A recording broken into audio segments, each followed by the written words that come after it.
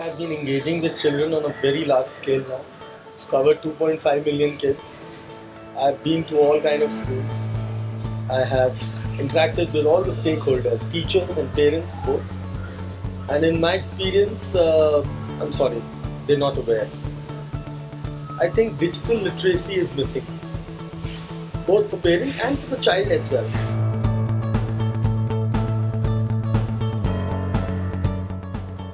Looking at the explosion of technology, the explosion we have, and everything is online, right from your fooding, entertainment, television is finished now. They have come to Amazon Prime and Netflix, so everything is online. So in this online space, two things should be prior to your usage. That is, one is digital literacy, and second is digital empowerment. When I say empowerment, then okay, everywhere there are wrong things happening. That doesn't mean I'll stop using it or I'll stop using a social media site. Empowerment means that if something wrong is happening, what is the right way? What is the approach? How do I report?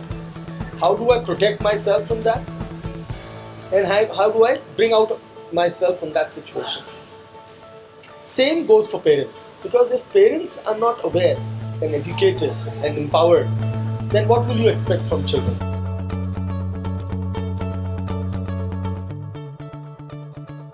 In real life, my parents are very well there to guide me.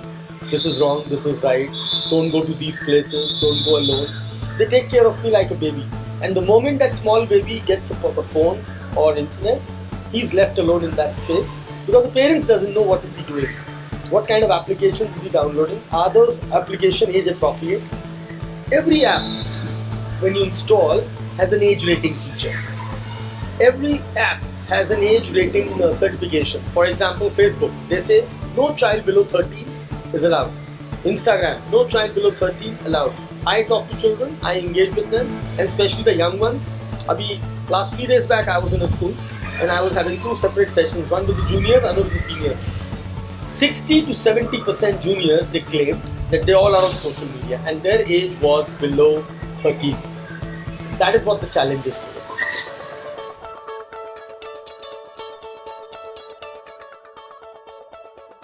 Kids are aware of some basic things, and that is not called awareness, that is called information by accident. So now they come to know bullying. Alright, somebody is creating a fake account and harassing you. But you ask them how to report, you don't know.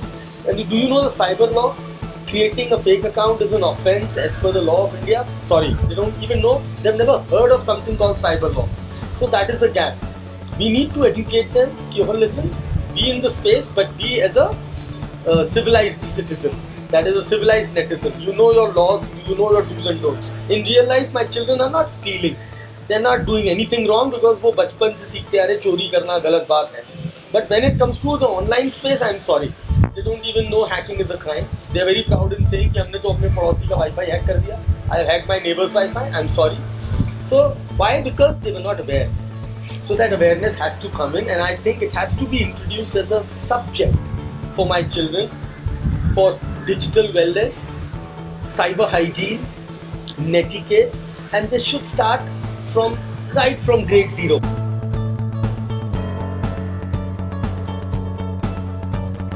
Today it's so funny to see that a 2.5-year-old child is having a smartphone and the mother is saying that he doesn't take food without watching a YouTube video, and I'm sorry. So toddlers are addicted to phones now. They start crying if you take away the phone. So there, I think digital wellness, being screen-wise, talk to these 8th and 9th graders, they all are addicted today to games. And the gaming addiction is such that they are involved for 4 to 5 hours. What are the symptoms? They are becoming restless, they are having mood swings, their resilience is going down, they are getting socially isolated, they avoid families and friends, they always want to be on phone and finish their game, and that game is giving them some kind of a virtual kick, that virtual power. Oh, I am powerful, I am killing so many people online on those violent games, and my children are becoming violent, aggressive. Sleep is the biggest problem I'm seeing with kids. Just because of the screen addiction, they are losing sleep. So their discipline is not there. When I was a kid, I used to play outside. Obviously, there were no phones, but then that playing also had a discipline. That time was given to me, this is your homework time, this is your play time, and this is again your rest time. And we used to follow those instructions from our grandparents and parents as well. We were scared of breaking those laws. If we were late for 10 minutes coming back from play, we used to get a good scolding. And that scolding used to affect us such that next time we never used to repeat the mistake. Today, the child comes home, he goes online on his phone and he now forgets to go offline. He's having his food there, his homework is getting neglected, his health is deteriorating, and no vitamin D exposure, he's not playing outside. So there I need that balance, and that balance can be brought in by parents. They have to think and themselves as a very important stakeholder.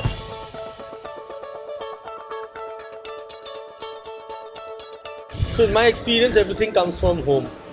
And if my child is just 4 years or 5 years, and if I'm going out with him, I'm not using a phone while driving. When I come home and my child is talking to me and my phone is buzzing, a boss is calling me or anybody is calling me, I'm not taking that call. I'm not talking unnecessary in front of my child, and I'm ignoring my child because I'm on a call and a very busy call. So that is called netiquettes. Netiquettes is what you learn from your family. Technology parenting is a very important thing. You bring in home your netiquettes and that the child will pick up from you. How much time do you spend online? What are the restrictions?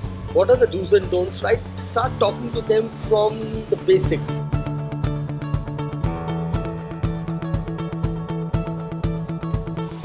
My children, the first mistake they do is they want anonymous friends. They like numbers of friends. Their number of followers should be high.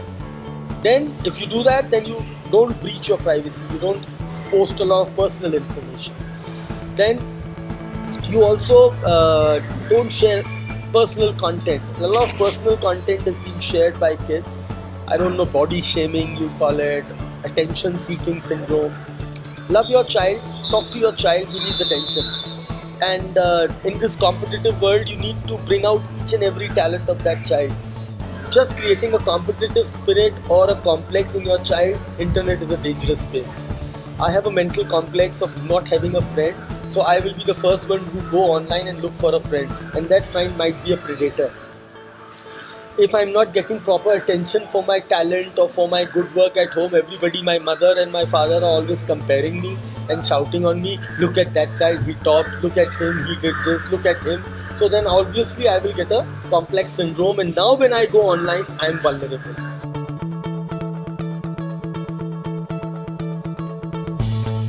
Whenever I go to these platforms and I talk to these young minds and I see that fire inside them, that they are the future.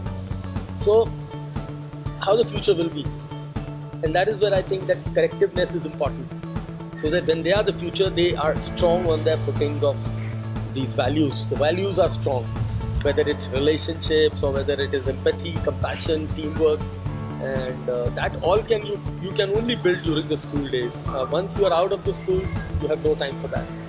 College is career is money is then life, and what all carries with you is this is what you have learned in your foundation years.